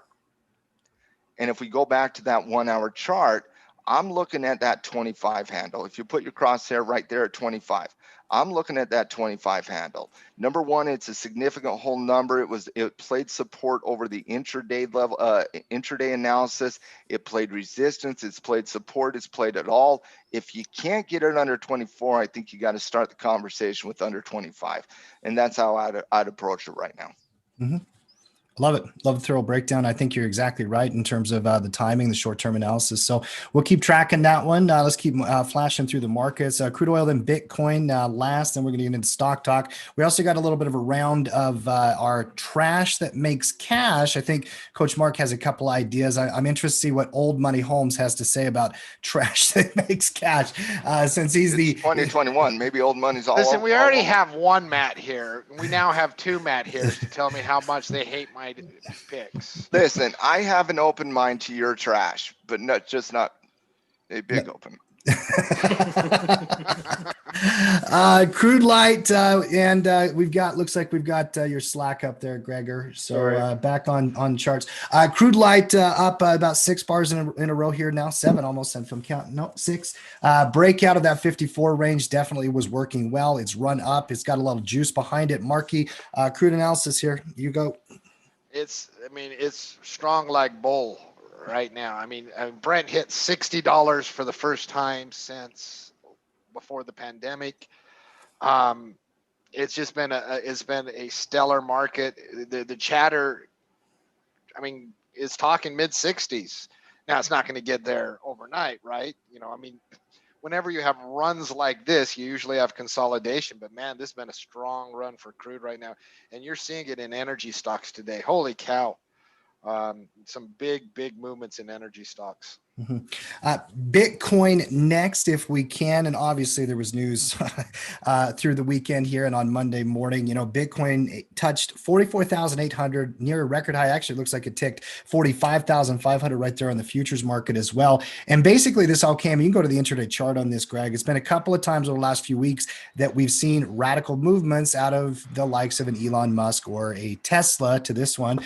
Tesla and Elon announced that they bought 1.5 billion in Bitcoin to further diversify and maximize returns on the cash that is not required to maintain adequate operating liquidity. Basically, they're taking it from cash, putting it in Bitcoin because they think they've got more juice in Bitcoin. And they're also looking potentially to take transactions and allow purchases made through Bitcoin in the future on their automotives and all of their products and all that kind of stuff. As if Bitcoin didn't need more evidence of institutional adoption here, Mark. They got more of it here today. Listen, 1.5 billion, that's a lot, no doubt. That's a lot of money. The market cap on Bitcoin, and I'll get the exact one, we're pushing close to $1 trillion, I believe, guys. So it's like, I'll give you the exact number right now, $800 billion. It's nice. It's a good story. It's a nice reminder. It's going to hit the news headlines. It's going to get everybody excited about it for a little pop. But the real theme behind Bitcoin has been institutional adoption for a long time here, Mark, as Wall Street has started to really see this one as a viable product. What's your read on the news, Mark? Let's start with you. And then, Greg, I'm going to get a chart read from you as well. It is one long thing. This started, a few months ago, and, we were all on the upward price action when it was happening. We've been talking about the institutional thing. You just, Ray Dalio's Bridgewater Associates. he wasn't the only one. The old Elon, he definitely provided the juice. Oh, who else? Longtime Bitcoin bull, Bill Miller, adding it, to his Miller Opportunity Trust. Bloomberg senior commodity strategist Mike McGloin convinced that, and this was before he made this statement, before Elon Musk and Tesla bought 1.5 billion, he said he's convinced Bitcoin is in a consolidating bull market and 50,000 is the initial target resistance. Bloomberg senior commodity strategist said that over the weekend before this. There's just a lot of juice right now. This is a breakout. The institutional theme is there. How do you argue against it at this point? That theme is there. Now, the price action, how the price action goes, Bitcoin is still going to have wild swings, right? Because it's Bitcoin. Extremely volatile, going to have wild swings. But man, there is a lot of increasing. Mohamed El-Erian, the guy who I call the smartest guy on Wall Street, he was on CNBC this morning talking about, listen, like he said, and he's not this radical momentum chaser. He's more like Greg and Matt, very conservative, old money. He was talking about, listen, Bitcoin didn't need a game changer, but it's here to stay. It's here to stay. And this Tesla thing is just one more peg in the coffin. So price action is going to be interesting for years to come on Bitcoin. Well, forget years to come. Today's really interesting since we are breaking out of the top end of this range here. Matt, come on in here for a second if you can. Here's the simple questions I would have for all of you guys. We're up 15% on the day. Does that make you hesitate when you've got an ATR range up like this on playing a momentum play on Bitcoin? I'm not looking to add new trades to it for me personally because of the way I approach it long term. But Matt, that's a breakout. Got to call breakout a breakout. No, it's a breakout. It's a breakout on every single time frame. It's just a matter of were you up to get that great technical pattern that formed in the 1 minute that it took to be there at literally 7 a.m. Eastern Standard Time. Yeah. If you were up and trading and analyzing Bitcoin, you had a great 20-minute opportunity with the trigger above 40K. Look at that blast. So I'll wait. Who was up I trading? wasn't. Okay. I was not. No, that trade's over. Like literally, it came, it was over, it was done in like literally 15 minutes. And so, no, I think a lot of people missed it, but it's still a breakout, and you still got to start analyzing it as a breakout you missed, and now you're looking at secondary analysis. Mm-hmm. And that's what's going to happen with Bitcoin every now and then as an active trader. You're just going to miss that, and I think for a lot of people today, they certainly missed that. That headline came out in the very, very, very early morning AM. We were hearing rumors about, Elon converting, a portion of the balance sheet to Bitcoin for the last few weeks, but it seems Elon's front running a little bit here. Mm-hmm. Nobody wants to talk about that part. More in a little bit here. I mean, he bought an asset and started tweeting about it. So, oh man, Elon, the power of Elon Musk. Listen, I know, seriously, like it's not fair. It's not fair. It's not right. He I mean, plays a game by a different set of rules. He just does. And so I thought the last 2 weeks, all of us retail were crowing about how the rules need to be the same. But then the king of retail plays by his own set of rules. Okay, I'm trying to get on board. I'm trying not to have a conflict of interest, Matt Justice moment. So enjoy Elon and celebrate all things Elon and the rules of the game that he personally plays that nobody else can play. And so, yes, everybody, let's celebrate Bitcoin here today. But again, if you weren't around for the 20 minutes that trade happened, you got to be reassessing it as a separate situation. And right now, to me, that date for any swing trade, you got to set up again. That's number one. Day trades are setting up. They are. We're seeing formations start to set up from an intraday perspective. You're starting to see double bottoms at 43,000, double tops at 45,000. And I don't know what that $50,000 target was, but I'm thinking a day trade above 45 target 50,000 as a day trade. So maybe that's their target this week. I'm not certain, but it is starting to set up from an intraday perspective. But just from an overall swing trading, no, that got blown out, and now you got to reassess. You got to treat it like an earnings report, in my opinion. Mm-hmm. How nice would it be to do a trade, announce your trade, and it go up 15% just because you did the trade? And all you have to do is just say, it's a Warren Buffett impact that is even quicker and bigger. And I know it's amazing to say, but Elon has a bigger influence than Buffett. Elon's got juice. Can't we get Elon back on Joe Rogan podcast so I can get a pullback and get into this thing? I'm not. You think his army would care that he got high on Joe Rogan? They would think they cared the first time, Matt. They did. They cared the first time. They've embraced. They probably Elon. wouldn't care now. But. No, I don't know if they would. But the first time he was also doing his famous, short selling crusade as well. And he was out of his mind for a year straight. Yep. This is a different Elon with a different juice. Yeah. He does have juice, no doubt about it. All right, guys, that's Maybe it's that juice roundup. that comes with the richest man in the world type juice. Yeah, he didn't have that type juice last time. Yep.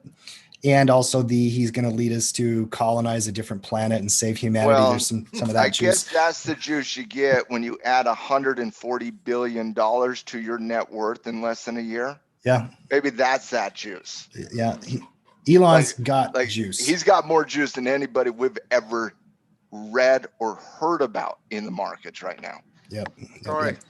A couple of quick stock stories I want to get to, and then we're going to play trash that makes cash. Also look at a couple of companies that aren't trash that were on this week's stock report that Coach Greg did. I thought a couple of them were really set up well. We'll go through those. Mark, you had a thought. I didn't mean to cut you off there. Oh, I just going to say, like, on the Elon thing, like, I don't know, Matt, if you've been following Dogecoin. How can you not follow Dogecoin? I know. I mean, Elon gets behind everyone. Something Elon that probably everyone recognizes. I get it, but Dogecoin, You guys that are new to crypto, I got to tell you a story. These little shit coins, we've And known it about them wasn't for a shit long coin. time. These little, Dogecoin was created as a hoax. It was a joke. But They- Elon rallies the troops, and I But mean, he- Dogecoin was the #1 trending thing on a lot of message boards this Yeah. weekend. and I Listen, remember, yeah, I but remember with when Elon, Potcoin was the you top gotta trending one. understand though, with Elon, half the time he's just trolling. Yeah. Like Yeah. half the time he's just trolling. Good to be king. He's the world's biggest troll. There's a new Wall Street Bets cryptocurrency that's going up as well, Mark, that has no basis in reality and no functional value and no limit.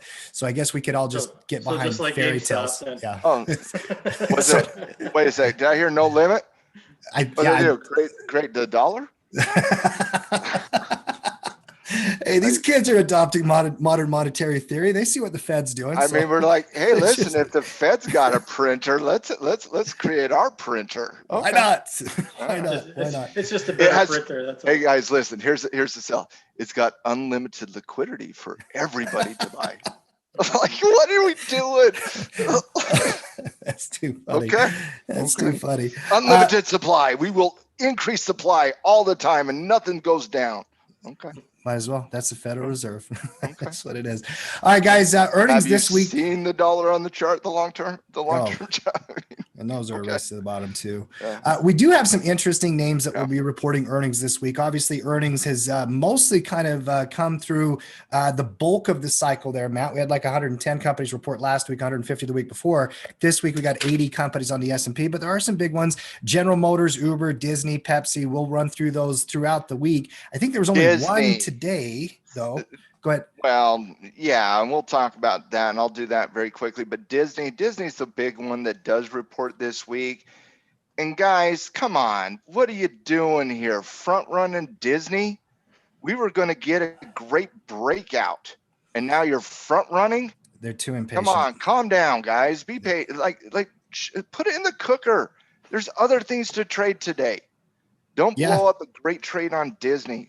Oh, goodness gracious. Front running is real. Now that's when you can call me grandpa. I just went, goodness gracious. But Mark, Hasbro, I did want to bring up Hasbro today. HAS, if you don't mind. Hasbro reports earnings of $1.27 versus expectation of $1.14. Revenue came in at 1.7 billion versus the expectation of 1.7 billion. That did represent a 20.7% increase in revenue year over year. It would have been worse if not for Magic the Gathering, Mark. Oh, Mhm. Magic the Gathering had a robust comeback in the fourth quarter, and the only reason I wanted to bring up Hasbro, because that failed breakout of 100 did not manifest itself earlier today. Magic the Gathering, like, who knew Magic was coming back, Chucky? dude, Magic never went away. Magic never went away. Like, in the midst of all my poker and all that, I played a little Magic the Gathering once upon a time. I know the game Oh, well. come on, do So, it, Justice. come on. Come on. Come on. You got crow He was a the little world bit, champ. bro. No, I Crow was not the world Second, champ. You were right? third. You were third, third? right? I played third 1 year, second another Yeah. year. There you Okay. go. There you go. I've always liked Okay. games, but the thing about it is the best game I've ever found is the charts we're looking Dude, at. you were in an ESPN commercial. It's Come a true on. story. You were big in that universe back in the day. Another bro. lifetime ago. Another lifetime When ago. did That's the Hasbro life I have buy? now. When did Hasbro buy this product? I Oh, don't like know. they Oh. bought Magic like 20 years ago. Oh, did they? And by the way, Mount Gox, the Bitcoin exchange that went kaput there in 13, right? They were one of the largest Magic the Gathering exchanges in the world. Mhm. Yeah. Mount Gox was before they were a Bitcoin exchange that basically stole all the Bitcoin. They turned their cards into a Bitcoin exchange. It's one of That the most reminded interesting me of- stories in cryptocurrency. Oh, I it's agree. a fascinating $400 million heist. There needs to be a movie made about that. I just had. Do you guys know the movie The Willow? Willow. Willow. Yeah. Mhm. Back in the day, Willow. Yeah. You remember the scene? They stole the baby. I don't remember I that. don't remember stole Willow the enough. baby. You don't remember that scene? I bet Coach Frank would know it instantly. Oh, in my head, guarantee. I just heard somebody in my head being like, "I stole the Bitcoin." Yeah. I'm having that moment today. Well, and that could easily have been converted to a movie. They still should have made a It has movie to about be. the Silk Road and all the whole thing. I'm waiting for those as well. Some crazy stories in the crypto markets Yeah. back in the day, no doubt But about it. earnings roundup very, very short here today, as we only had Hasbro. We do have a few important ones, but this week it's all about Disney. I agree. I'm looking forward to that Disney report. For me, anyways. That Disney report's important. Couple of quick items, Mark. One of the companies that has some juice the last 12 months, Palantir, PLTR. I know this is on your 100 watch list, Mark. They announced a partnership with IBM that's going to augment IBM's artificial intelligence offerings and make them easier to use. Obviously, IBM's trying to rebrand themselves. Matt, you did a great job detailing that when we looked at their earnings last month. But here's Palantir, little company now getting involved with big partnerships. Whatever you want to say about it, that's not bad news for a stock this size. So, Marky, what's your read on PLTR here? It's had an incredible little move here the last 3 months. Is it still interesting to you? Listen, Palantir is an old lover that I very much enjoyed trading back when it was in the low teens. Took off on me. I'm used to the story. Makes me bitter. I miss it. I still lob naked puts when Palantir sells off big. I lob naked puts down below. But listen, I know this company. This valuation is so absurd. I can't chase it. I just can't. If it ever comes back in the mid-teens again, I'm all about it. I'll enter a position in the high teens, but that's as far as I'll go. And you're thinking of that from a fundamental value perspective, not from a chart once perspective. Again, I mean, as much as it is fun and it is fantasy land in the stock market most days, like when I sell a naked put, it is usually because I'm willing to stick with that company for the long haul, and it's just too stretched for me. Mm-hmm. It was a good little technical setup. Nice little bounce. It was fun for today. a while. Listen, and it'll be fun again. I love the company. Just too rich for my blood right now. All right, let's see if I can get you interested in a different type of company, an old dog, old money company, RDS.A or /A in Thinkorswim. RDS Shell, Royal Dutch, one of the biggest oil companies in the world. They struck a deal with Amazon to provide renewable energy, Mark. And obviously, as these companies have to think about their future as well. We've seen Exxon and Chevron making moves towards renewables. Royal Dutch Shell has renewables. They're now going to sell them to one of the biggest retailer in the world in many ways. Mark, any interest in RDSA here? Sure, absolutely. Nice trade setup. I like the space right now. Listen, I think you want, and we've been saying this for a while now, you want some little bit of oil somewhere. I think you're looking at a good place. And definitely take the trade setups. I love the trade setup. And if you want to make it Royal Dutch Shell or Apache or Exxon, I don't care. Find a place for a little bit of oil. Mm-hmm. Greg, dividend payer, one that's been around for a long time. I know you know this space well. Any interest in Royal Dutch? Yeah, so this hits close to home for me because there's a plant actually right near where I live, and they were struggling for the last few years. Actually, they were on the chopping block to be sold. So the fact that they are starting to put these things in place shows a lot of promise for them. So dividend payer, I haven't looked at the dividend in a number of years on this thing, but I assume they're still doing pretty well. Technically, I love the setup here. You got a decent breakout waiting to happen here. You got probably a quick move to 42. Love the setup for sure. Earnings is passed, so that's not a problem for us. No issue with Shell here. Like I said, their prospects of getting these kind of deals in place gives them a little bit more life than I think they've had in the last few years. So that's good news for them. Well, and I'm not going to, completely trash the setup. It's not my kind of deep retracement here, though. I know it's got some juice here today, popping up off support. A quick trip to 42 could be in play, and then a potential breakout. Matt, anything in that chart that concerns you, though? Because in the energy space, there are other companies from a chart perspective I thought were a little bit stronger. I like the Valero one from the option report over the weekend, ExxonMobil as well. Yeah, I mean, if you like Royal Dutch Shell and you like the trigger here above the moving averages and the re-trigger above the previous pivot, that's fine. But when you look at the pattern and you compare the pattern of Royal Dutch versus the rest of the market, you have Royal Dutch in a similar pattern, just simply 5 days behind the rest of the market. And so Royal Dutch would therefore be underperforming the rest of the area of the rest of the energy space in the market. So, yeah, it's a fine trigger. There's nothing wrong with it. Like, I don't have a problem with it. It's just, it is underperforming the rest of this area of the market. Last one, then we're going to play trash that makes cash. Now, this is definitely not a trash company, though. Apple Computer.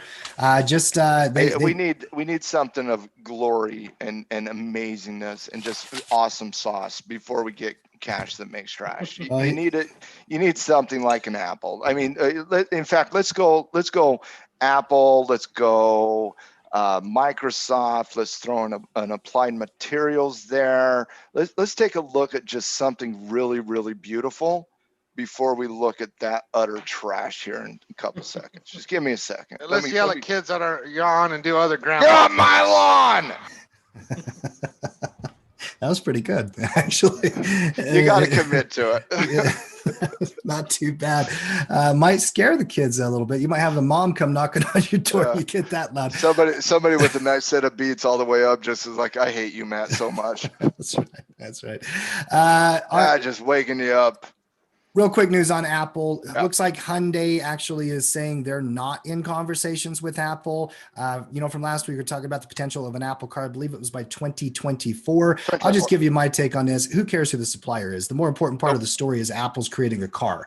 Whoever gets the contract, great for them. That's interesting. And we'll take a look at those producers and contracts. But Hyundai may not be that car maker, Matt, from what we're hearing. And in the huddle last week, it was our first one we put out there. The Apple car was one of those write-ups, and in the write-up it basically stated that Hyundai was the one that was in the rumor mill, but Apple certainly could look elsewhere in terms of the distribution.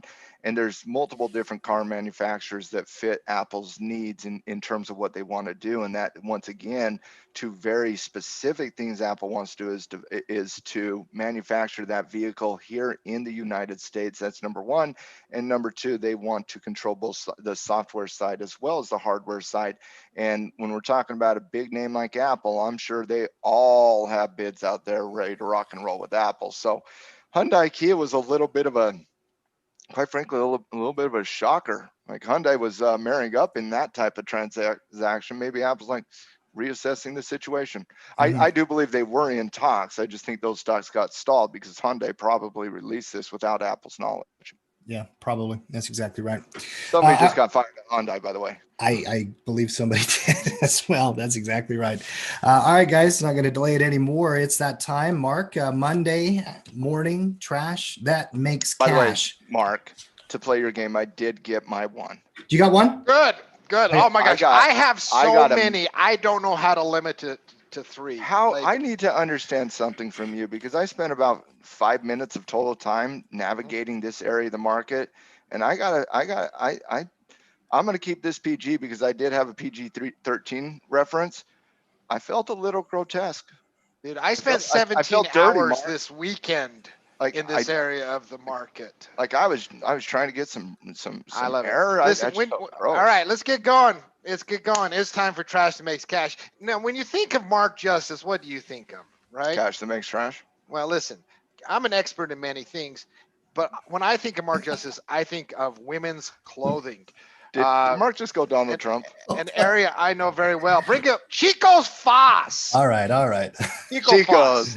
That can't just be letting go. Like, I'm an expert at many things. Like, that'll be referred to in the podcast. Okay. I just want to make sure. That's a soundbite. Okay. I love Chico Foss as in a lot of different ways. We've seen a lot of retail companies just take off to the stratosphere on different catalysts that happen. An analyst upgrades, something happens. I like Chico's here. I like it a lot. I think it is one of those, Hi, Gino. I'm sorry. When I heard Mark was doing fashion, Matt called me and said, "Get on here, dude." Listen, Chico Foss, all it has taken in the last 6 months for a retail stock to double, triple has been a little spark. An analyst upgrade, something like a house fire, just a little spark.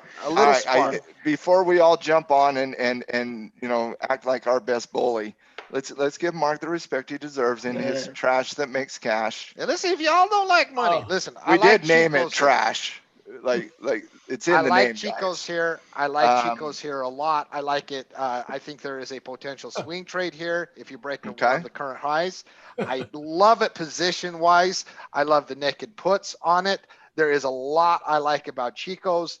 I think it has some definite run possibility. I spent hours this weekend looking at Chico's websites, looking at their CEO, looking at different things. Like the play a lot. I like it as one of those retail. You get a spark, it runs. I think there's some price stability here too if you wanted to I like the cash flow setup. in different ways. I think for you doing naked puts on like, yeah, whatever. But I do think people should shy away from the options here. Number one, Yeah. we're talking about cheap stock. Number two, it's not very liquid. Number three, it does not have a tight bid-ask spread, which means good It luck. actually, It's 25 by 40 on the $2 one. I well, mean, you go out to March, it's 5 cents. Hey, I can do that. yeah, I'm in March. No, I got it 10 cents now. It was 15 just a second ago. But again, you're only talking about 41 volume. There's no volume on the $1. That's just something that I could see people having problems in. So I would shy away from that. And if this is cash that makes trash, I do think you got to start with equity. That has to be the conversation. It cannot be a conversation around the options market. It just can't, unless you have the liquidity necessary to do everything you can. And I just don't believe you have that here on Chico's. Technically here, Mark, again, the story of last week or a week and a half ago does not need to be retold on Chico's. Chico's obviously got caught up in the euphoria of the underbelly. I'm assuming, Mark. Yeah, no, yeah, it's Right. one of the many stocks that just went crazy. So I mean, here's the simple reality, guys. And I know this is cash that makes trash, and you got to be a little concerned with the March 1st earnings report coming up. But if you're just looking at this technically and you remove the price tag from it and you remove the name of the headline, the name of the company from it, and you look at it technically, don't you just have this as a bullish retracement with a really good trigger above 250? I think so. Listen, I like this story long term, and I think the technicals are also not, like a lot of the times when I bring a company that I like as a position longer term mover, the technicals are garbage. I just like the story, like SOS. Well, SOS, when I brought it a couple weeks ago, technicals were garbage. I think you got technicals here on top of the story. Well, and that's the thing. In cash that makes trash, you can talk about the story, and I'm sure there's people out there that will like that story. I'm obviously not that individual with cash that makes trash. I look at it from a technical perspective more. I do like it above 250, and specifically if you look at the intraday, that number is probably 240 actually. And so when you're looking at this on that 30-minute chart, the daily is setting up, but you're gonna have to take out the volatility of last week to really kind of look at that technically on the intraday, because last week's thrown off the scale. So just highlight what's going on right now and not last weekend. Yep, exactly. Now that you can kind of see that 240-ish trigger, right? That little intraday type top there, multiple different times. I want to do it above the handle. I'd do it right there at 240, but you do got that trigger at 240, and most likely, I mean, this could be one of those scenarios where it's like, I mean, outside of gapping and volatile situations, which are obvious here. Okay, does that need to be? How many times do you need to say that to people? Every time, just because it's before you good to feel comfortable with it, because this is cash that makes trash, which means it's prone to volatility. Trash that makes cash. It's prone to volatility shifts, and you can get annihilated on it. So I do like a very aggressive trade above 240, stop underneath 230, maybe 220. You take cheap risk and you say, maybe we can get that $3 trigger again. I could see that. What do you think, Tim? I can't just say no technically. I'm sorry. I think it's a perfect candidate for this kind of, thing. Trash that makes cash. Chico's is trash. I remember when we started trading, it was a really popular retail company to trade. It's not always been a $2.50 stock, guys. I mean, it used to be 30, 40, $50 and had patterns and trends and all that kind of stuff. And obviously, long rounding bottom over time here. Retail's been making a comeback. From a trade perspective, I think reward risk is there. And if you're looking for something like this, I couldn't say no to somebody. You can't say no, but what you can say is you can't hold this in earnings. No, it's a little At trade all. above that resistance you just mapped out, and a little pop if you want to trade it. Yeah. It's a cheap risk trade for a potential pop to 3, and it should be fine on stop loss. It doesn't have gappers mentality, but Mhm. it just needs to be said in this environment. This is one of those moments where any of this, you could wake up and it's up 20%, it's down 20%. That can't shock you. If that happens and you wake up and Chico's is down 20%, you can be upset, but you can't be surprised. Correct. Boom. You know Chico's. you know the space you're playing in. And so, yeah, Mark, we did 4 or 5 disclaimers because it's a decent technical setup. All right. So I'm not sure what this long-term story is Mark's talking about. You don't But want this- to you don't but want to this- ask. But this to me is a really good a loss maker. Look at the last 4 earnings. Like, they just Doesn't got- matter. Dude, Just got this. It's all about the They're really future. good at losing money. So I don't Old know. money. I'm not sure what this long-term thing is that you're talking about. old money's Oh, having boy. old money's having an old money moment being like, man, No way. should I Like, not a convert my chance. dollars to Bitcoin? Listen, when Chico's is at $7 later the year, I'll remind you all about it. All right, next one I got little All supply. right. Little Listen. supply. You knew you were going to get some resistance from old money. I'm used to your tactics. Listen, I'm fine. Listen, if I just share the wealth, Hey, more for I you. make all the Just- money. Share the I share knowledge. all the I money. share all of my expertise. Listen, let's go to another. Listen, Chinese small cap companies have Yeah. been hot lately. Let's go to BEST, BEST. Okay. They have the best symbol. Yeah, Listen. they do. I like the reversal here. I like the space. I like the little breakout. You got a Cody special I was potentially going to say the same thing, Cody Special. developing. Little clear resistance area. Come back. Little find support at the breakout level. I like BEST as a play. I like the space. I mean, Chinese stocks have been these small cap companies in general have been. Do you know that micro cap stocks are up 50% since the election? It's a really hot area of the market. Like the technical setup. Also cleared the 20 weekly for the first time in a while. Mark's doing his best The to make gap trash up grade the again. situation. Listen, Mhm. I like BEST. I like the space. I like the Is that a- reversal is that a- character. Is that a MATA hat? That's a MATA. make trash great again. Yeah. Make trash great again. That's what's happening in the micro area of the market. But Mark, I'm looking at this same thing. I'm going to attack these technically and give trash for cash an opportunity for you to make your case, right? And when it's garbage, I'm going to call it garbage, and when it's good, I'm going to say it's good. Technically, again, same disclaimers out there. I don't need to repeat them. I already said them.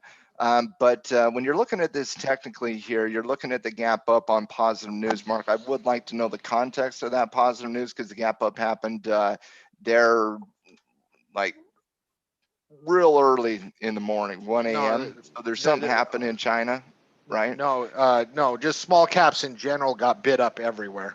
Oh, they just got bid on the overnight action. Okay.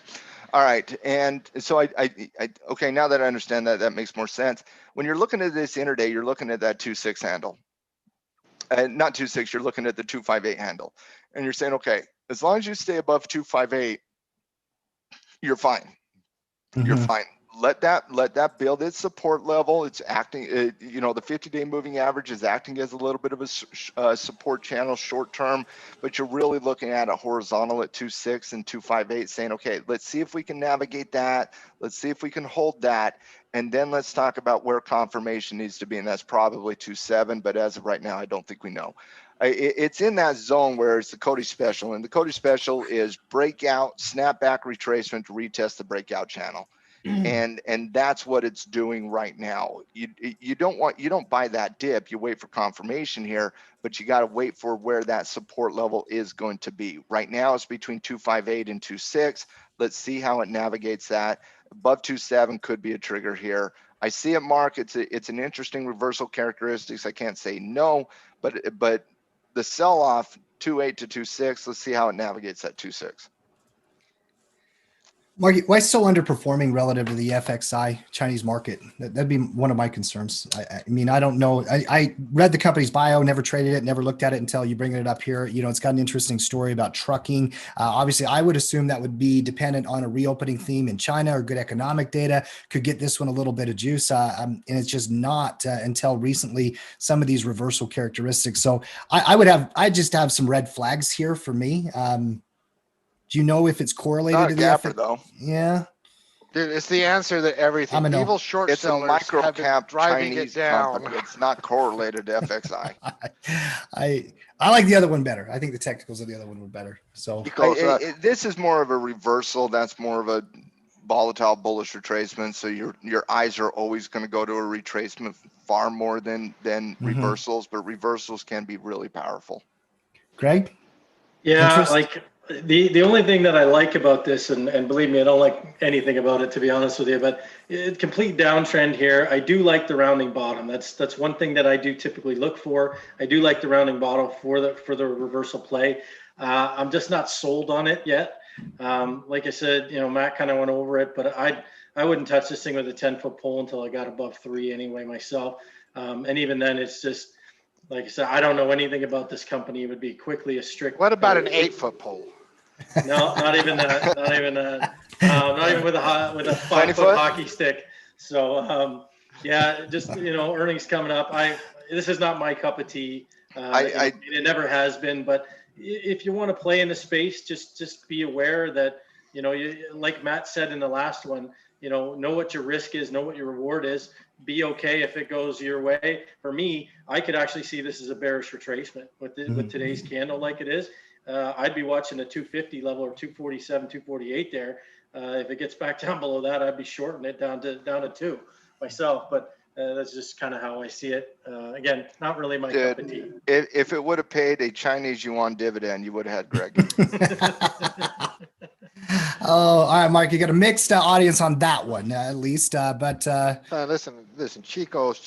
Hey, listen, I got so many. I'm having a hard time. I'm gonna One more. And then I know. I'm going to go with a paper mill company because you know the old saying, every time it breaks $1, it goes to $1.50. Let's go to ITP. You already got Matt in. I already know that you got Matt I'm in. already seeing the number of Michael Scott references. Like I'm already doing Michael Scott references. Paper mill company, IT packaging. Tim, I was Googling the Office theme song to see if I could actually play it here on the halftime report while Mark did his analysis. It's running a little bit today. You know, like, listen, this is the space. Like when you play this space, you are used to things being down 15%, things up 50. That's the norm. I mean, things move very fast in the trashy small, these little cheap stocks. That's just the way it goes. But you know, Mark, how is paper doing in an ever-changing paperless world? Ask Michael. Listen, Michael Scott's going to talk to you. I had to. I'm sorry.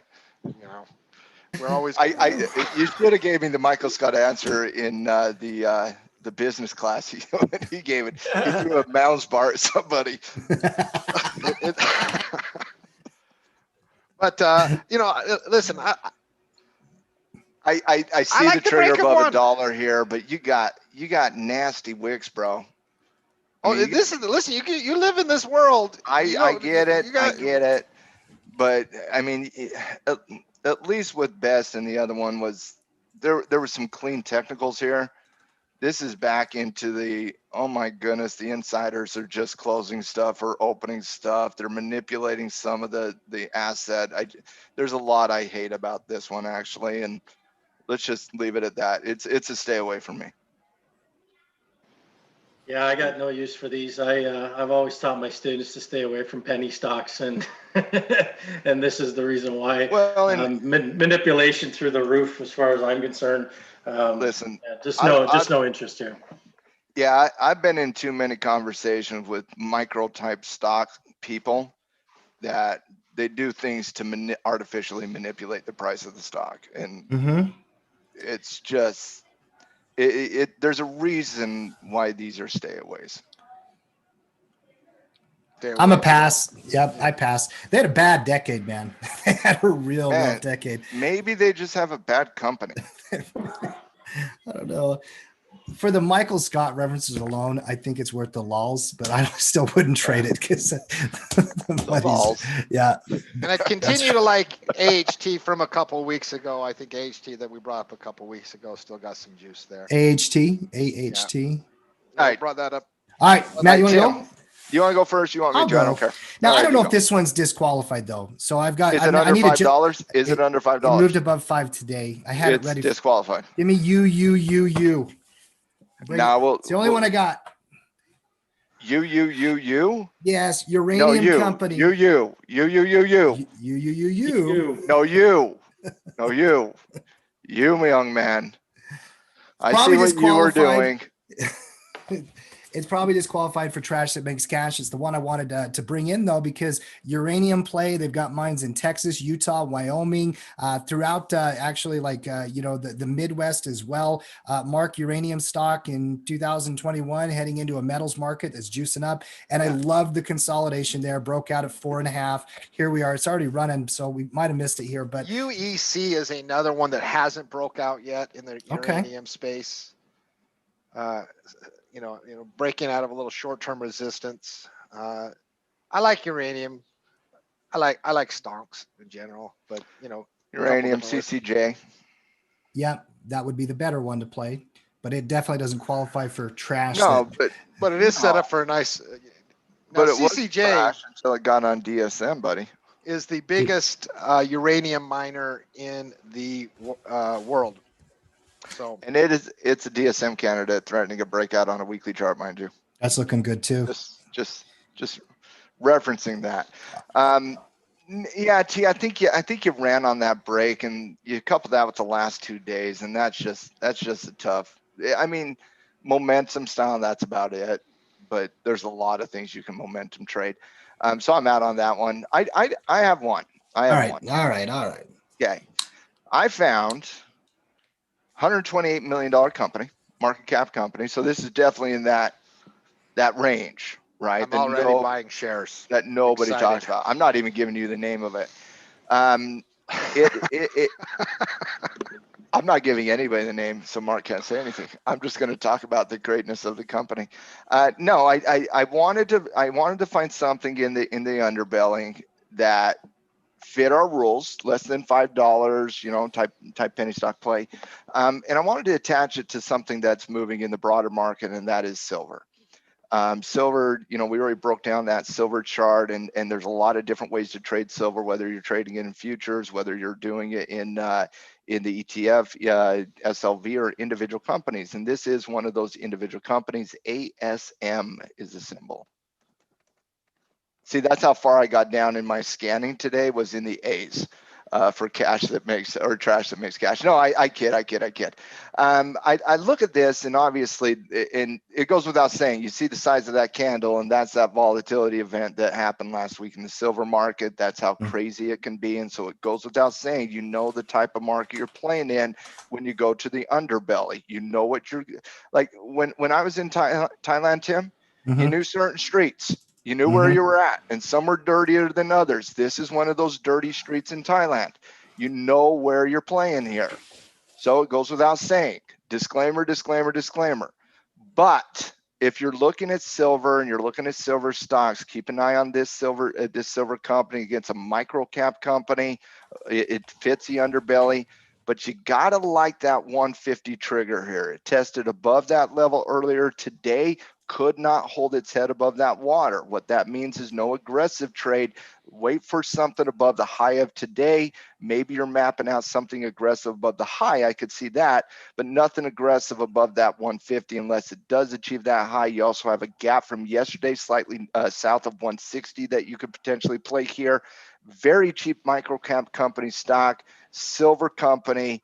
If you're looking at silver and you want to say, okay, I don't want to do the SLV because that's too boring. If you need something a little bit less boring than SLV, or one of those Pan American silver companies, one of those Wheaton precious metals, the big market cap companies in silver, here's a micro cap stock less than $2 that is setting up technically very similar to silver.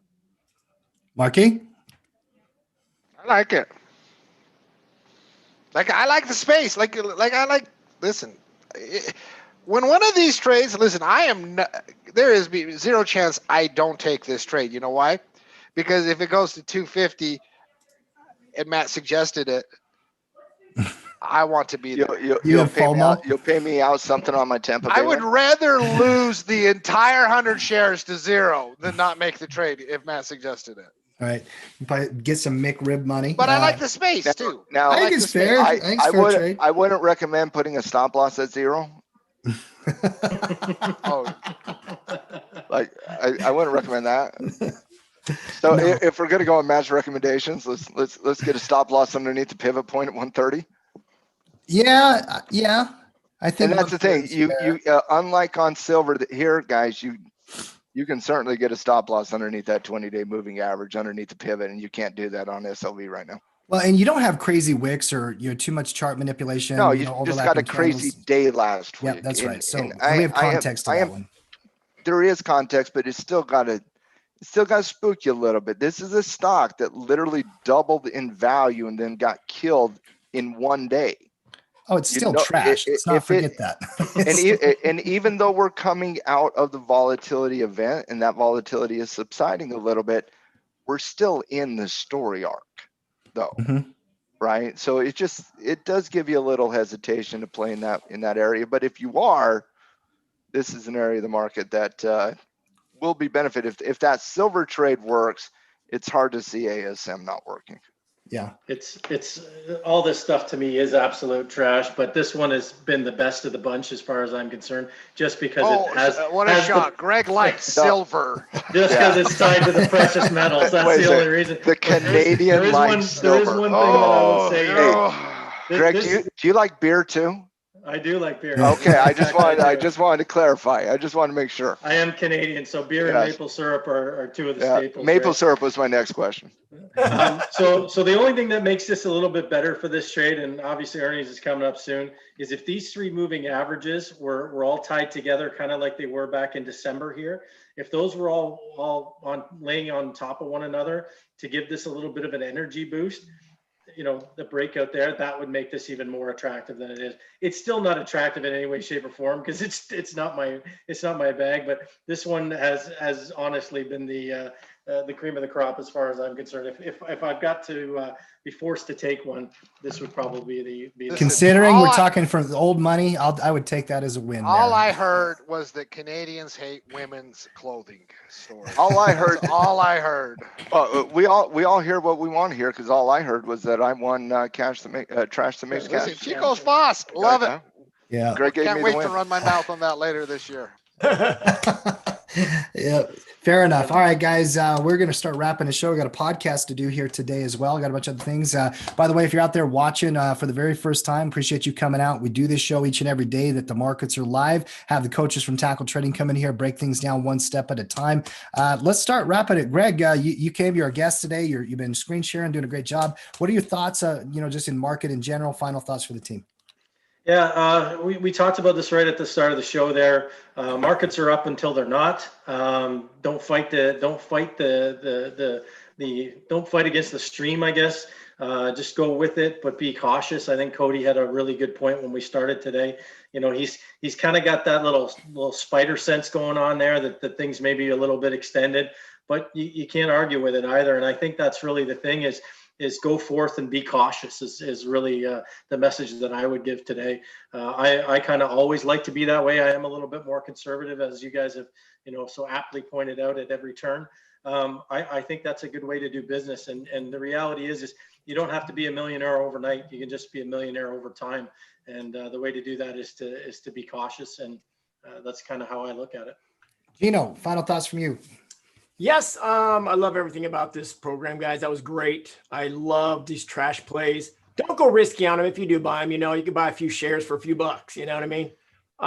Also, I did a great write-up in the newsletter. If you haven't seen it, definitely go and check out the Tackle newsletter, pro membership.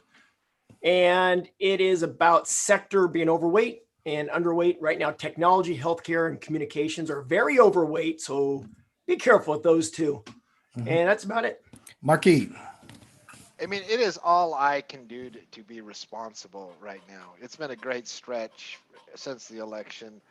I literally this weekend just said, all right, you have rules, because I wanted to do this play and this play and this play. I mean, there were so many things I wanted to do heading into Monday.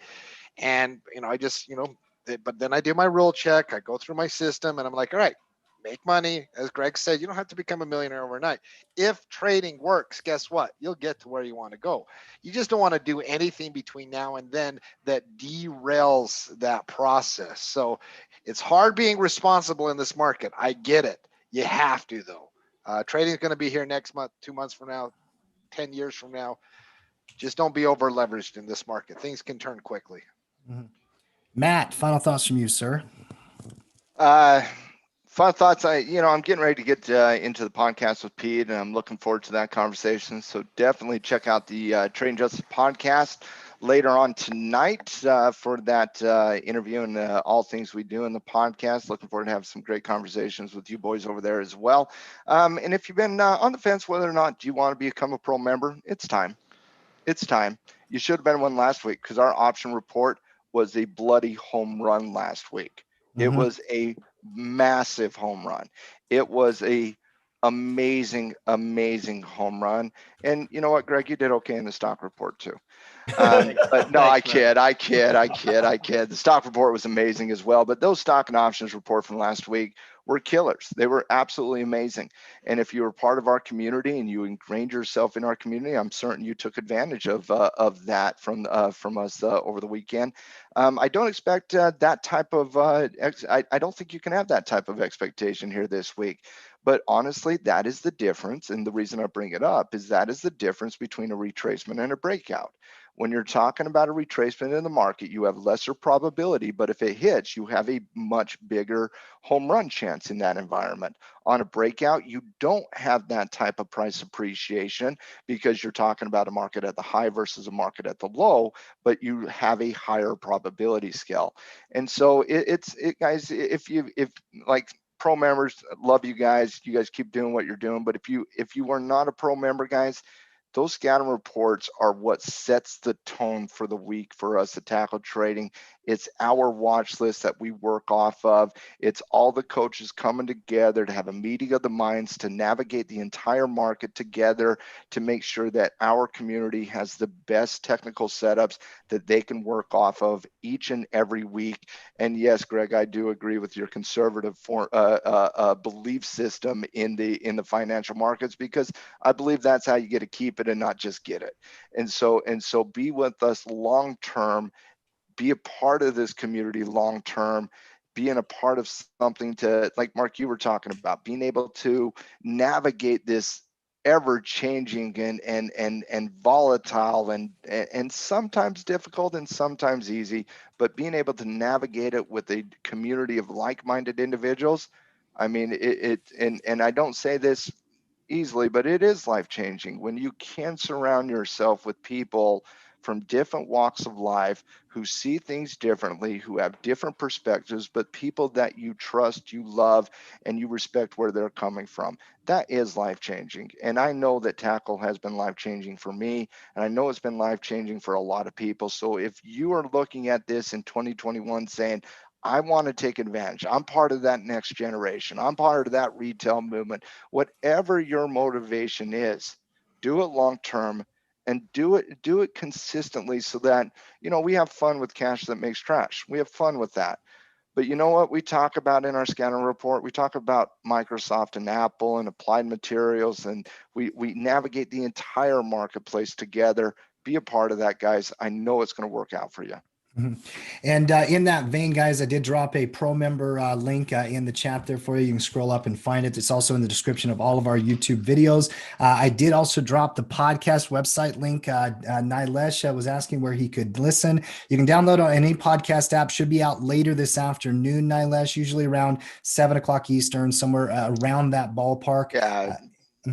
Yeah, people stream it on the website, but for the most part, whatever podcasting app of your choice, typically people just use the stock iTunes one, the one that just comes like on the phone.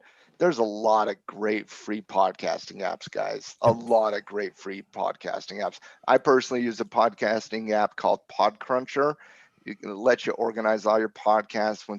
When a new one is released, it will, automatically download it. So make sure that when you find the podcast that you subscribe to the podcast, so that whenever we do release a new pod, 98% of the time on Monday nights, sometimes on Tuesday, just depending on what's happening in the market that week, you automatically get that. So definitely subscribe when you find it.